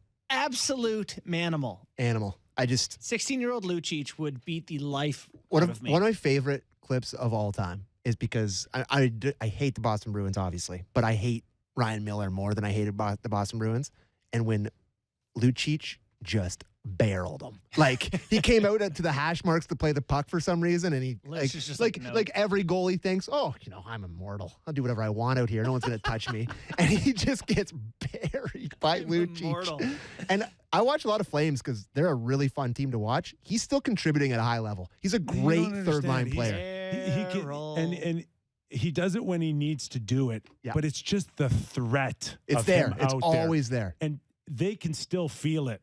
Mhm. And that Nick Ritchie can still do that but you just Hypothetically. know that the odds of it aren't very good. Yes. Yeah. So your opponent can take a little bit of edge off of him, knowing that Lucic, he could still kick the shit out of you. Yeah, You know it. I think YouTube. I think had Nick Ritchie twice, had he got into it, and said, it's not quite working for me. I'm not scoring goals. And he said, I'm going to be a fourth liner and make it work, and fought. I think it could have potentially worked for him, but it didn't. It's okay. People will get to know our show well. It's okay. Sammy told me we're on TV now. You just make sure you don't cuss. Nah. I was telling you guys all about, like hand movements and reactions to things, and then I forgot to tell Kyper, don't swear. It's amazing. Honestly, though, just on a swearing note, it's remarkable. If you listen to our pre-show conversations, I often wonder to myself how I don't swear on air, because legitimately every third word when I'm not on air is a swear. Yeah. And I never swear on here, unlike some people, but... Well, it's better than our early shows, too, where it was fairly aggressive. So when we were talking about Kerfoot's empty net goal against Minnesota, and you brought this up, how there was just it was Zuccarello who tripped him on the empty net goal, and everybody kind of just... Kerfoot gave him the hairy eyeball, but didn't move. Stop. Didn't move. You don't do that. And then we're watching, was it Hagel? Empty net goal in Chicago. Did you see that one? Where PK tripped him. And then there was a scrap. And then it's like a scrap. But it was a bit more of a flashpoint moment because everybody was going towards the net. The net goes flying off the moorings because he goes into the net after he gets tripped, and everybody goes crazy. Apparently empty net is Thunderdome. What's his name got lit up? Cole Sillinger got destroyed. Jake Evans got killed by Scheifele. But it kind of shows you the mentality of the Leafs and maybe other teams. And last time I checked, we're all in the same year, Yep. 2022. And I don't know. I kind of liked Chicago's response on PK. So I just don't think you can import it, though, Kyper. So I'm with you. I know that. But they can't I'm just showing you the different contrasts. That's I all. agree. I did. Totally you mentioned Kerfoot, and that's a perfect little segue to end our show here. Saw this tweet that I thought was interesting. It's from a guy named Producer Clark, so a fellow producer, a radio show producer. Fun fact of the day: Alex Kerfoot, with 37 points in 52 games, would actually lead 4 NHL teams in scoring this year. And it's amazing how many teams he would be second on to. So there you go. What do we think the teams are? Montreal, Arizona. Yeah. I don't know who else. Jersey. It's just one of those things for me where it's okay. Seattle. His team's awesome. He plays with awesome players. He's on. I think the point I'm getting at with that is that he might have a little bit more value than you think. Yeah. That there's another team that maybe look at him. How many points? I know. I agree. And I think it's a good point by Producer Clark. But I'm telling you, if you put Alex Kerfoot on Montreal or Arizona or whatever those teams were, he doesn't have 37 points. You wouldn't be surprised to see them move him and lose the 3.5? I would be okay with happy. That. Okay. Maybe they could get a backflips physical happy. player, a Nick Ritchie or someone. I actually am not against, a lot of people kind of poo-poo, Nick Ritchie. A lot of people did that too. Alex Kerfoot, and I don't think it's necessarily warranted in terms of how much flack he gets from some people. But I'm not gonna lose a lot of sleep if he's. But he seems to be a well-liked guy on the team. He really does seem better finish than Engvall for sure. Mikheyev starting to come around a little bit more, but they're all super fast and some skill, but zero Lucic.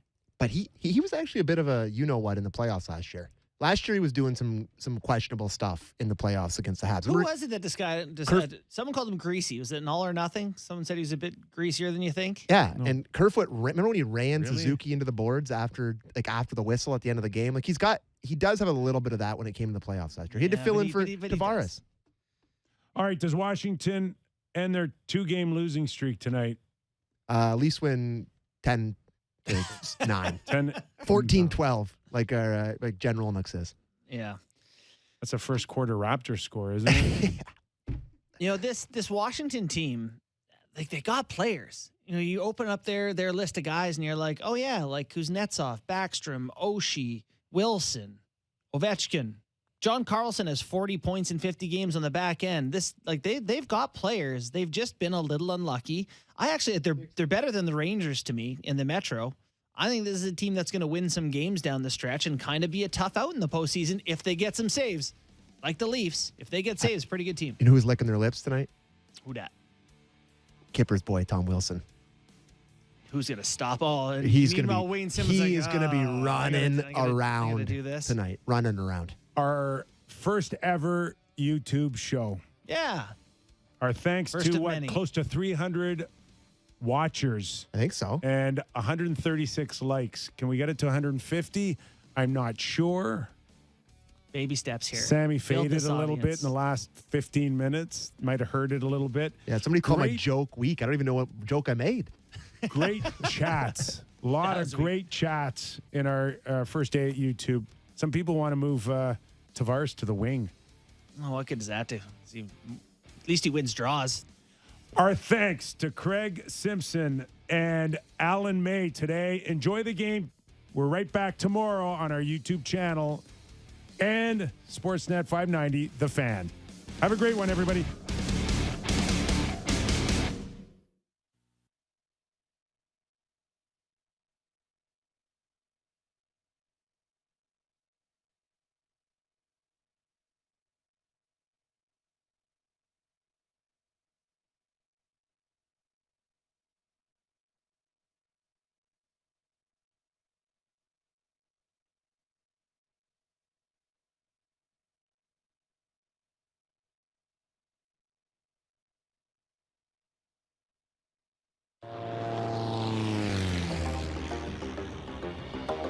From the City News 680 Traffic Center, I'm Carrie